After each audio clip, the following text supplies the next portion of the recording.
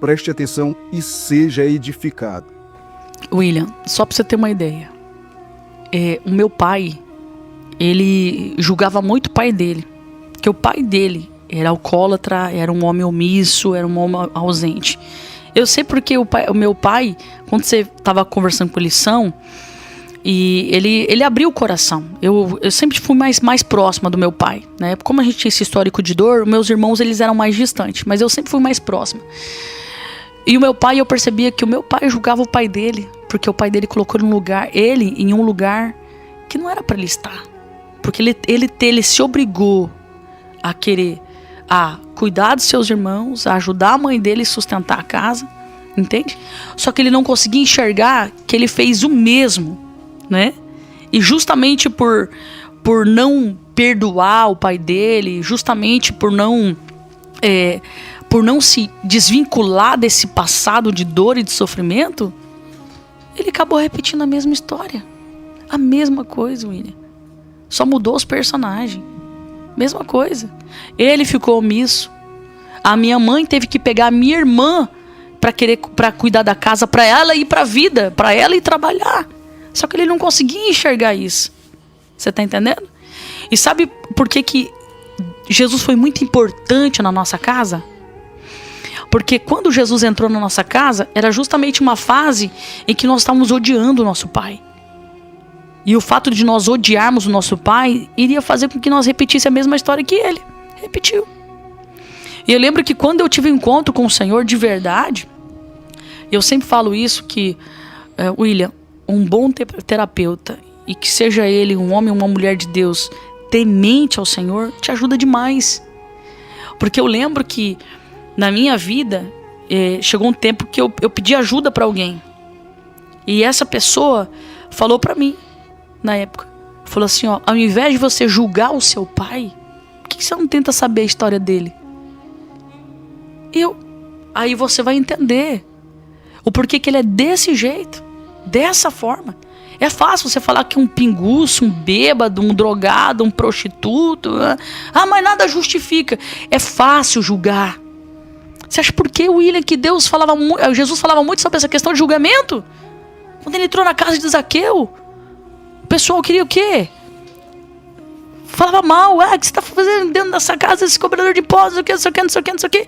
Mas ele foi lá com um propósito, para trazer constrangimento no coração de Zaqueu. E ele só foi lá porque Zaqueu quis que ele fosse. Como assim? A partir do momento que ele subiu na figueira para ver Jesus, ele não queria só ver Jesus, ele queria Jesus dentro da casa dele. Entende? E eu lembro que eu comecei a buscar a história do meu pai e comecei a descobrir um monte de coisa. E descobri que ele teve que criar esses irmãos. Eu conversei com uma tia minha na época e ela me falou uma coisa que me marcou.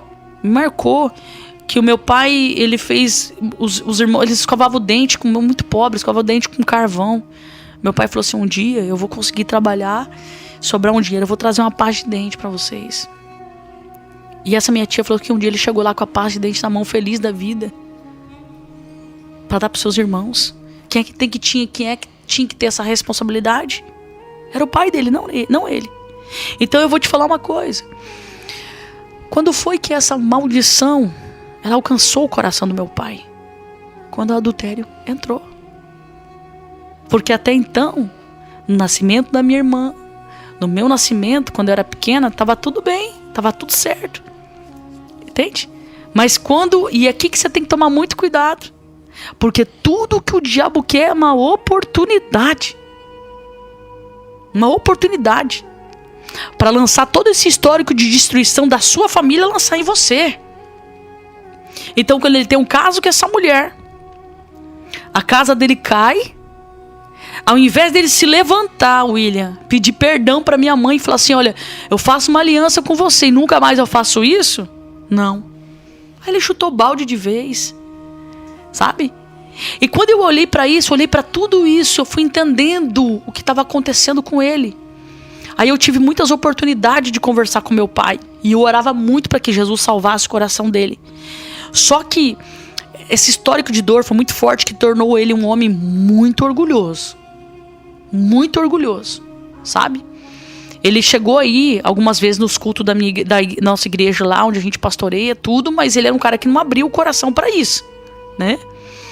Mas Deus foi tão bom, porque um dia, William, eu orava muito pelo meu pai, para que ele se convertesse. Eu queria muito que meu pai estivesse comigo na igreja.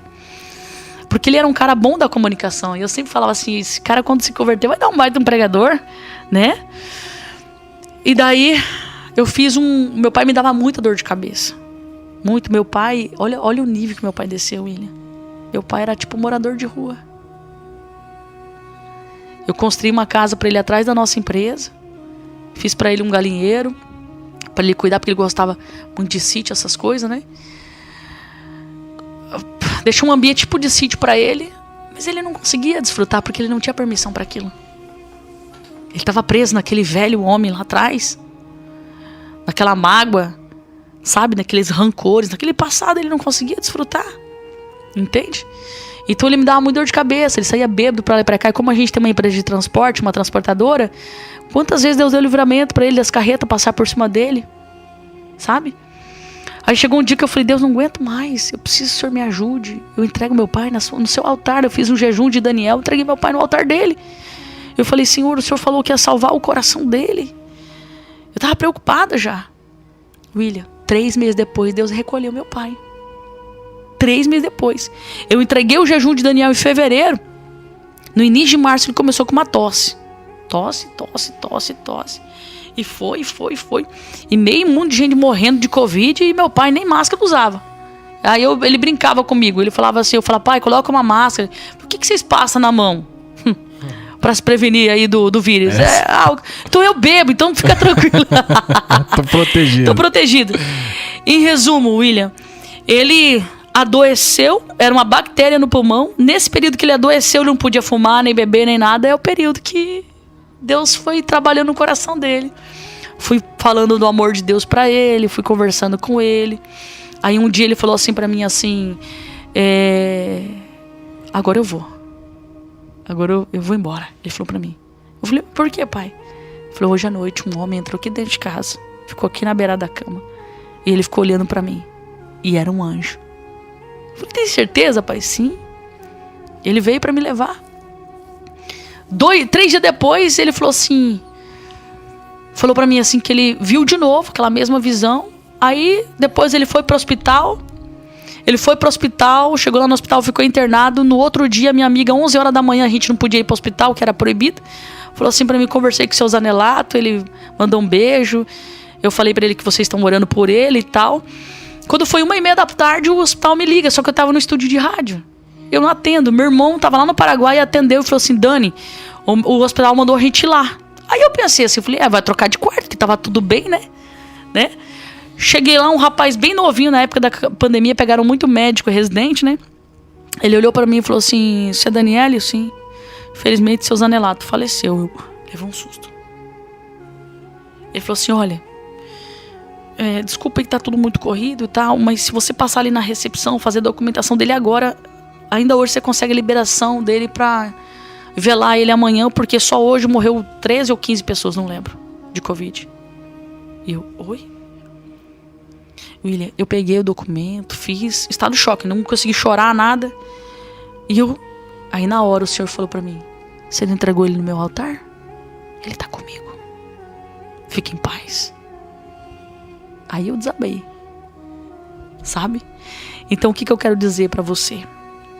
Tem muitas pessoas, William, que não tem força pra se levantar, pra quebrar esse ciclo de repetição. Mas como é que eu sei se eu tenho um ciclo de repetição? É só você olhar pra sua família. O que tem neles que tem em você? O que acontece neles que tem em você? Ou você acha normal a tua avó casar com um alcoólatra, a tua mãe com um alcoólatra e você também? Ou você acha normal a tua mãe e o teu pai, sei lá, ter um relacionamento abusivo, a avó e você também? Não é normal isso. Não é normal. Eu ia até fazer essa pergunta, você já tá respondendo. Eu recebo centenas de comentários, pergunta pra pastora, eu vou te mostrar, pra pastora Daniele Zanelato, como que eu identifico que eu tô com uma maldição hereditária? E 2, como que eu quebro essa maldição? Como que eu boto um ponto final nisso? Em primeiro lugar, isso já foi vencido lá na cruz do Calvário. Já foi vencido. Só que as pessoas, elas estão com a sua mente cativa. É a mente que está cativa. É aquela mentalidade que não vou conseguir, não vai dar certo. Vai sim, é lógico que vai. Mas você precisa se levantar e quebrar essa maldição, sabe aonde? Aqui, ó. Na tua mente. Tá? Na tua mente. Você precisa entender. Sabe por que esse vídeo está chegando em você? Porque Deus escolheu você para quebrar isso na tua geração. É você. Deus escolheu a mim no meio da minha casa para me levantar, para quebrar esses protocolos de repetição. A minha irmã hoje mora nos Estados Unidos, uma serva de Deus. O meu irmão é pastor no Paraguai. Mas se Jesus não tivesse entrado na nossa casa? E se a gente não tivesse esse entendimento? Hoje quem nós seríamos, William? Você está entendendo? Então eu quero dizer para você, em primeiro lugar, você não precisa repetir a história de ninguém, você tem a sua. Você tem que olhar para tudo isso sem julgamento. A gente tem que parar de julgar, porque o filho que julga pai e mãe, ele não prospera. Não prospera. Toda pessoa que está presa no passado, ele não consegue prosperar. Não consegue. Então, em primeiro lugar, eu falo para você o que disseram para mim um dia, que foi para mim um divisor de águas. Sabe aquela pessoa que você julga pra caramba? Vai procurar a história dela. Vai procurar saber da história dos seus pais. O porquê que essa mãe é desse jeito? O porquê que esse pai é desse jeito? Como é que foi a criação dele? Eu não sei se você sabe, mas a gente só dá pro outro o que a gente recebe, William. Você tá entendendo? Então, se seu pai não foi aquele cara atencioso, carinhoso, amoroso, ele só deu pra você o que ele recebeu. Isso pra mim foi libertador. Hoje eu não cobro nada de ninguém. Nada. Porque quando eu percebo que a pessoa, ela tem um perfil limitado, que ela tem um perfil assim, você lá e eu aqui, eu gosto de você, mas você lá e eu aqui, eu respeito hoje, William. Eu não sou invasiva. Porque eu aprendi isso. A pessoa só vai te dar o que ela recebeu. Agora, eu quero cobrar do meu pai algo que ele não recebeu, que ele não conseguiu ser, eu tô julgando ele. E isso pra mim é muito perigoso. Porque se você não tiver consciência disso e não parar de julgar, daqui a pouco a história se repete com o seu filho. Daqui a pouco não é mais você julgando o seu pai, exigindo da sua mãe. Daqui a pouco é o seu filho fazendo a mesma coisa com você. E por que disso? Porque você não aprendeu. E isso que é libertador.